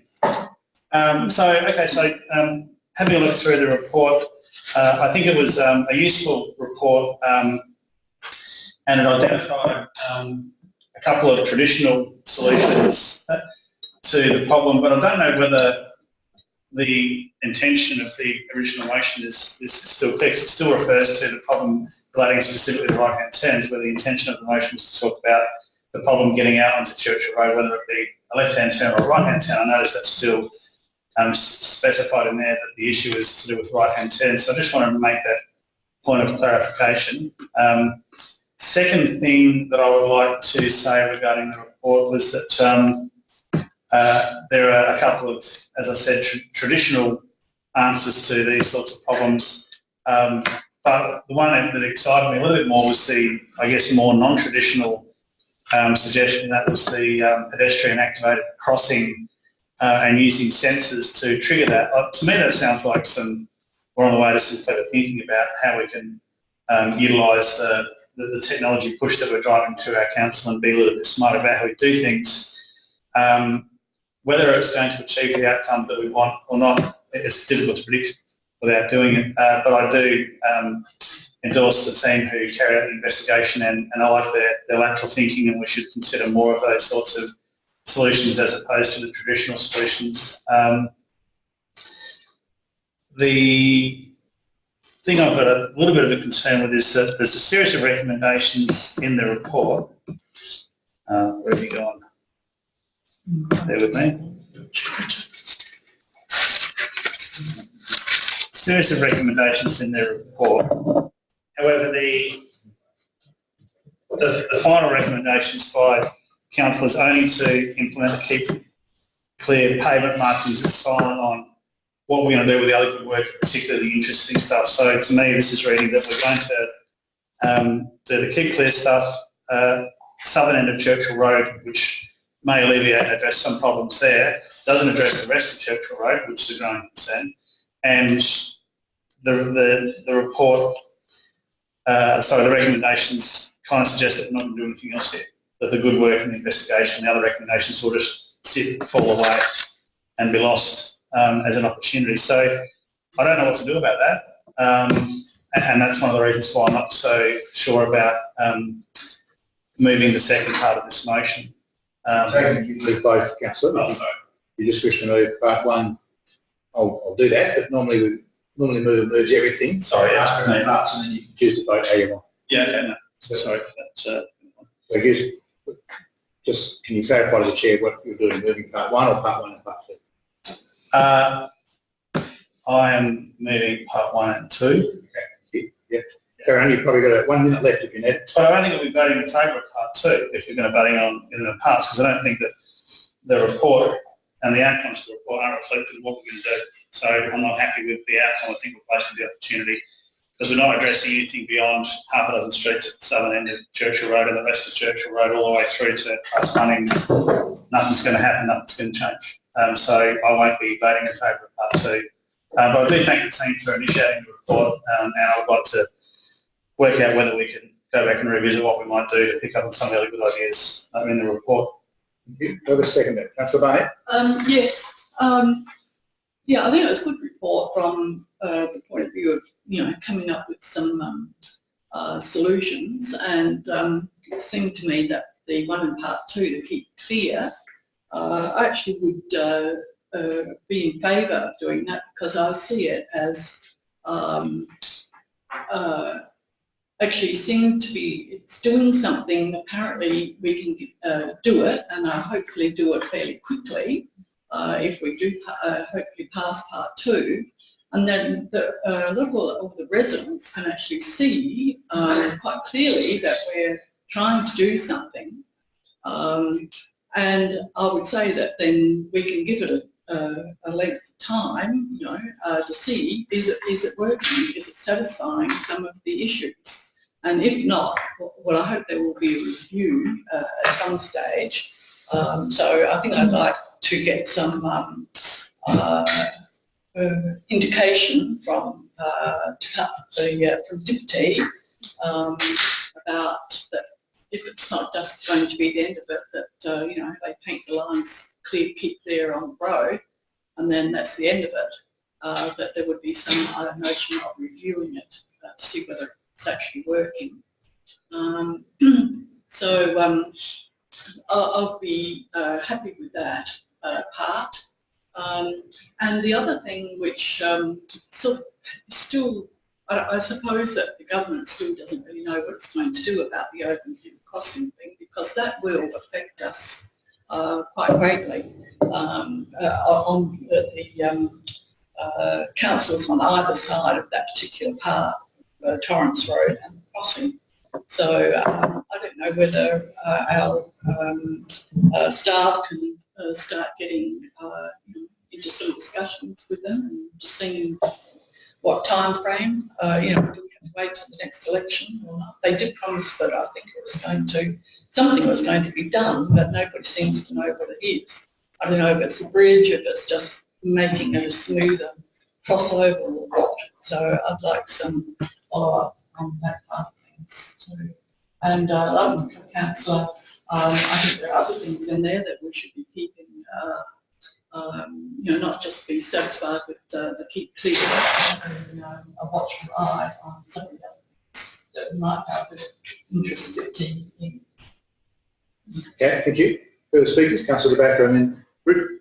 I'd just like to thank Deputy Mayor Larwood for bringing, and Councillor Barnett for bringing this to our attention. I think we all know, having seen the changes down on Churchill Road and some of the works to South Road that have affected, people choosing to go down Churchill Road.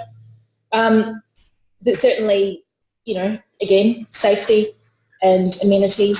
And I think I'll be supporting both parts. And it's not the end of the actions, but on page 23, and this is the thing I always look at, financial and resource implications. Costs associated with pavement marking will be absorbed within the existing line marking budget. It's always a great, low-hanging fruit. It's a win for our residents, and we can afford to do it. It doesn't mean that we're not going to do the other things that are suggested, and I'll be looking forward to maybe further parts of that report coming back as maybe a budget review, what the discussions with Dicty have been, but I think this is a first good win on the board if this can get up with Dicty, so I'll be supporting both parts. Thank you. Councillor Ruth. Thank you. Yes, I'm very supportive of this report and the recommendations, but I would like to make a small amendment, as is my right, and that is to add a point 3, which is that Council consider the balance of recommendations outlined in this report, bracket, not subject to point 2 above, bracket.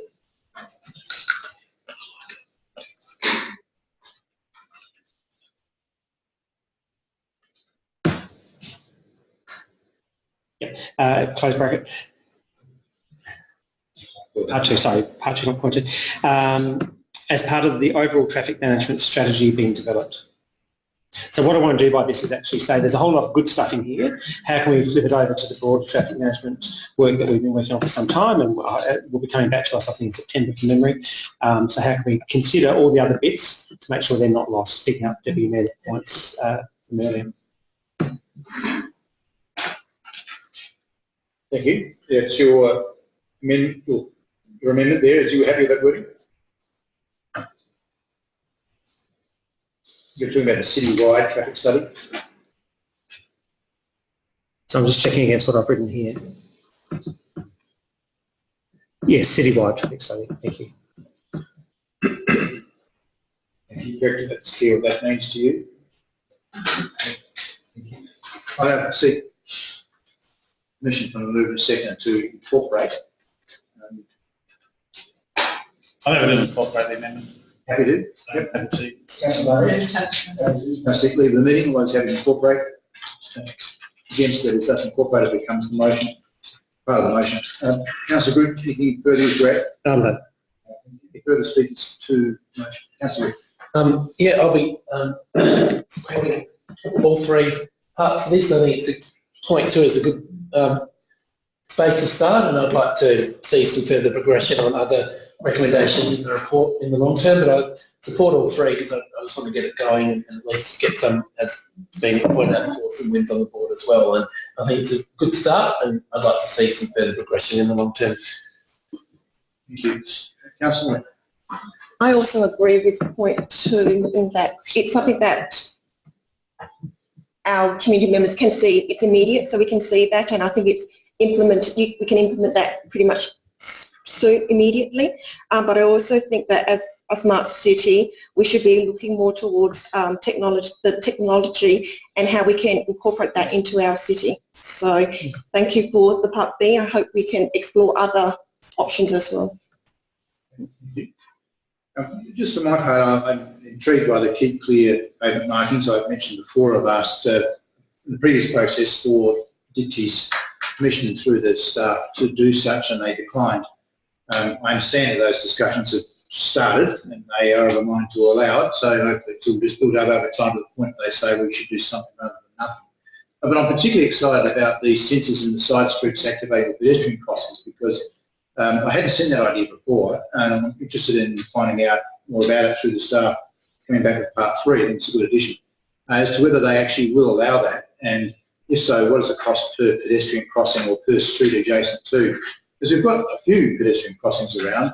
They're really hard fought, they're quite expensive. We end up paying to install them, and it'd be great to get some more mileage out of them. And there's one on Main Road by Kinter Avenue. There's a famous one, of course, by Thomas Street up on Main Road, and this would be a really good addition to those streets too, if this sort of thing could be done in time. So yeah, I'm happy to endorse all 3 parts. Any further debate? Councillor, please. Yeah, I just want to agree with everything. I'm very happy with part 3 being added. Having read the full report, which is quite comprehensive, and I was just a bit alarmed at the recommendation just being to keep clear. I thought it was a bit shallow, so I'm glad that was added. And I was also concerned as to why those streets were picked, particularly when the report picks up that Pym and Belford carry quite clearly the highest volume. So I'm just not sure why Pym and Belford aren't in the keep clear areas. There must be a reason, perhaps. The other thing I don't think they addressed is traffic means foot traffic. There's a lot of concerns with crossing Churchill Road with a pram or a dog or whatever, because we've just got the one between Torrens and Regency Road. We've got the one automated pedestrian crossing, if you like. People want to walk to that. I think that needs to be also addressed. It's a bit of a problem, crossing Churchill Road with a child or on your own. But I'm glad that part 3 was added, because that does cover all these other recommendations that they've got in here. Thank you. Thank you, Councillor. I'll take the liberty of asking a question from the Chair, which is really your question that you didn't take a breath on. I kind of understand why Pym's not included, because it's got that face. Can you explain why Belford's not? Because I thought I saw that in the diagram in the report. It was in the diagram. On the last page. Yeah. There's a recommendation. If that's a mistake, can we correct that? Is there a reason why, Director Wild, wouldn't be? Through the Chair, we'll have to investigate that, and we'll give you the reason why it hasn't, or if it's a mistake. So I'm happy to follow that straight away. Thank you. Yes, it's on page 51. Possible key locations for installation of the keep clear pavement markings are 5 streets, which includes Belford. It seems to be recommended throughout the whole. Page 23. Throughout the whole report, it mentions it quite comprehensively, but then it just seems to be missed. Good pick up.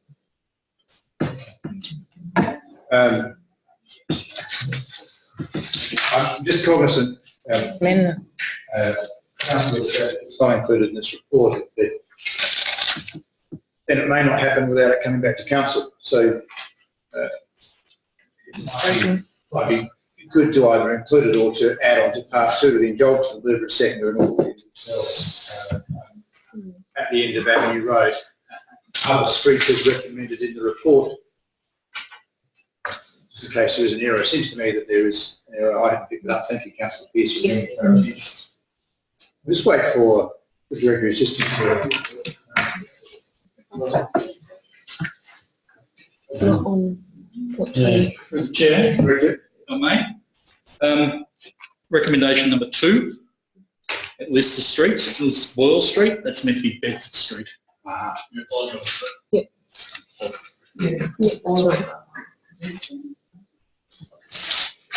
That matches up to the report. Thank you. Councillor Pearce. For that, I just ask the mover to have it incorporated. Change. Second. See, leave the need to incorporate that change. In favour, please raise your hand. Against? Not carried and incorporated. Thank you. Apologies. Anything further, Councillor Pearce? No. Any further debate? If not, Deputy Mayor, to sum up. I would first like to start by thanking the former Deputy Mayor for the wonderful amendment to the motion. I think it makes a lot of sense, and it would be great to maybe get a bit of sort of cross-pollination of what's going on in various aspects of the council working on this. So the team Chris has been working with on the sensors could be brought in some sort of hackathon type situation to say, how could sensors help us gather better data on where traffic roadblocks are and what have we got around us that we could use to help unblock those issues. So I'd like to encourage the team to consider working together on these solutions. The amendment, I think, definitely opens up the opportunity for us to look north, south, east, west in our city, look for opportunities to get some economies of scale and effort. So as we said, trial it in this location, pedestrian activated crossing. If it works, we've got 10 more we're going to chuck it on straight away without the additional costs. So again, I think the report mentioned that this is something which hasn't been used in South Australia yet. So to be the test case for something like this would again be a good feather in our cap if we can demonstrate that it works and provides benefit to our community. So I really like that flavour of incorporating technology and innovation to permeate through the citywide traffic study. And thank everybody for the support and the suggestions and recommendations thus far. Thank you. That concludes the debate. I'll take the vote in parts as requested. All those in favour of part 1? Against? Carried unanimously. All those in favour of part 2? Against? Carried unanimously. I think so. All those in favour of part 3? Against? It's carried unanimously. Thank you. All right, excellent. On to item 14.3. Brief question first. I'll just clarify something before that. So yeah, 14.3. Yes, we wish to withdraw this item. It's something we need to work on further in terms of this. So we'd like to take it off the menu. Bring it back with further consideration. Thank you. I shall not ask to take them in parts then, so. So,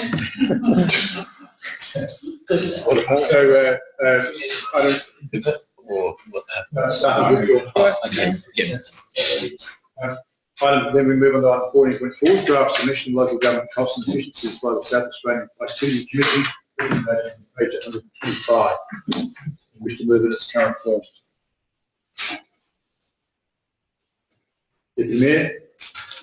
I was scratching my ear. I think the hand raised the highest. Councillor Barnett, choose to speak to. No, just that I'm glad that this has been submitted to. Thank you. Do you have a second? Councillor Nguyen, you speak to it. Thank you. Further debate? Being the case, Councillor Barnett, would you sum up your excellent speech? No. Concludes debate. All those in favour? Against? It's carried unanimously. Item 15, the protocol. I'll seek a move to move these on block unless something is withdrawn. Does anybody wish to withdraw item 16.1, planning reform update? Anyone wish to withdraw 16.2, investment report? Item 16.3, the update on council's borrowings and related financial arrangements. Anybody wish to withdraw 16.4, discretionary rate rebates? Please. Mr. Bruce, you wish to withdraw item 16.5, Community Hub Library Innovation Centre project update. Mr. Debate. Somebody wish to move by item 16.1, 16.2 and 16.3 on the clock? Councillor Rich, thank you. Do I have a seconder? Councillor Pearce, no debate. These moved on block. All those in favour? Against, they carried unanimously. Thank you. Item 16.4, discretionary rate rebates, recommendations on page 222. Councillor Group, you wish to move it? Thank you. I will move it and just speak very briefly to it. Noting I was going to ask a question which I realise has been answered in the report, but I just want to say a couple of things. One is that this is something that's come to council over many years, and I just want to thank Ginny and her staff for putting this report together as a result of our conversation we had in the meeting where we approved our budget. And so as a result of that, 11 other organisations have been identified as having potential for a rate rebate, and I think that's great for those 11 organisations. I was going to ask a question about how that will come back to us, and I know that in the report, in the executive summary, it says it will come back to council for decision. So can I just check, in terms of that process, will they come back on block or will they come back as they get received? Because I'm just thinking administratively we might receive one of these reports every month for the next 11 months, potentially. Through the chair, every discretionary rate rebate needs to come back to council for endorsement. So as we receive them, we will bring it to council. So I apologise in advance for us receiving these over the next couple of months. But look, I think it's a really good outcome, and I just encourage us as a council to keep promoting the fact that these are available to community groups and other groups who are identified under the Act. But just again, this is a bit tricky. Thank you to Jim and staff for putting this together for us. Thank you. I'll second it. Councillor Rich, wish to speak to it? Thank you, but just to say congratulations to Councillor Group for bringing it. What did I miss? Just teasing you, Councillor, saying no, I don't want to speak to it, they're speaking. Oh, well, Quite unreasonable. No, point of order, the councillors, thank you. You've got another 4 minutes and 50 seconds if you need it. perfect, thank you. Further debate? Councillor Group, wish to sum up? I just think Councillor Rip should have been given the opportunity to thank me more appropriately. So, Further debate? Thank you. Those in favour? Yes, carried unanimously. Thank you.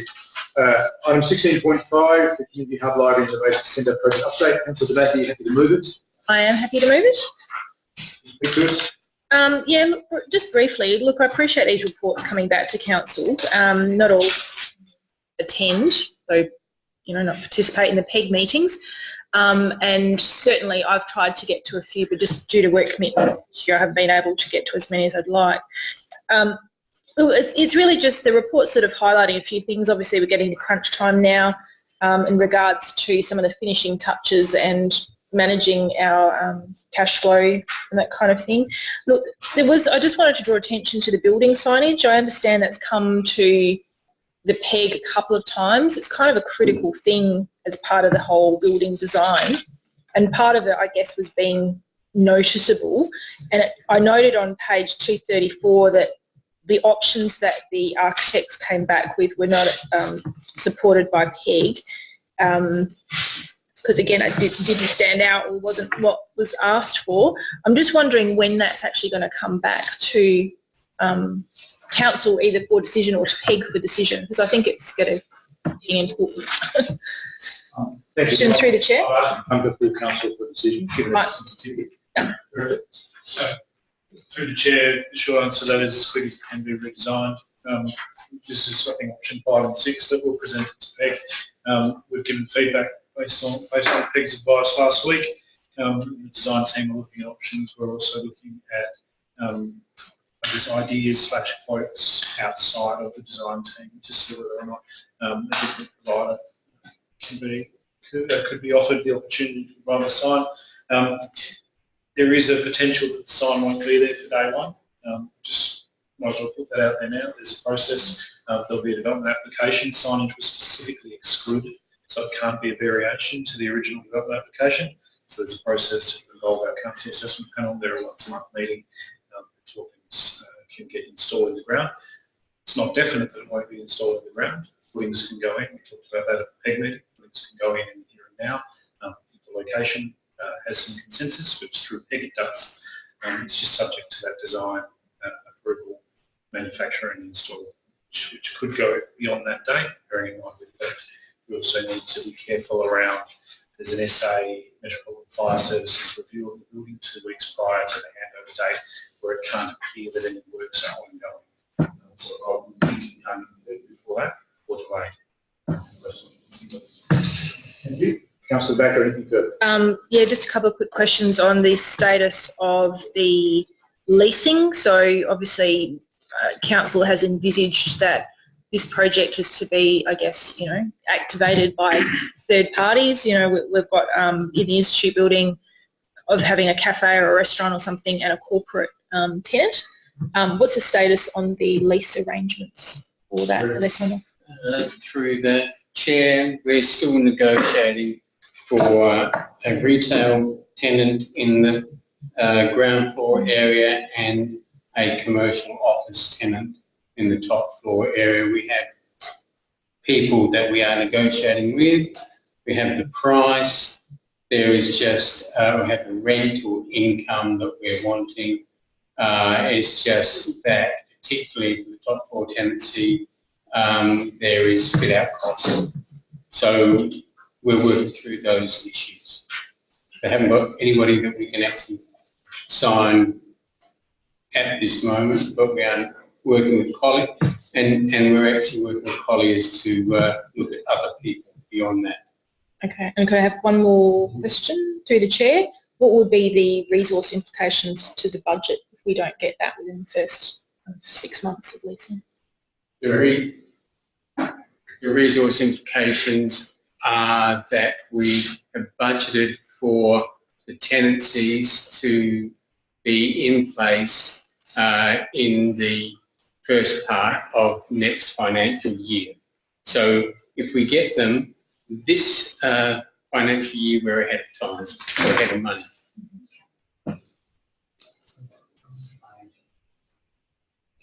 Thank you. Anything further, Councillor? Do I have a seconder? Councillor Gooch, wish to speak to it? Thanks. Further debate? Councillor Baker, you should sum up your own speeches, questions and need to ask. No? Okay. That concludes debate. All those in favour? Against? It's carried unanimously. Thank you. The council diary is there before you. Plastic Free July coming up on the 30th of July, which is a great event here in this hall. The 4th of August, North Adelaide versus Melbourne. Was that Adelaide? Yes. Delicious. Best I've seen on play since the final series last year. Be there. 22nd of August, the Prospect Gallery exhibition launch, Holes of Arts, part of the summer exhibition. General business. Is there any Johnson's won the leadership, so I don't know. Emergent business, there's no competition. Meeting is then closed.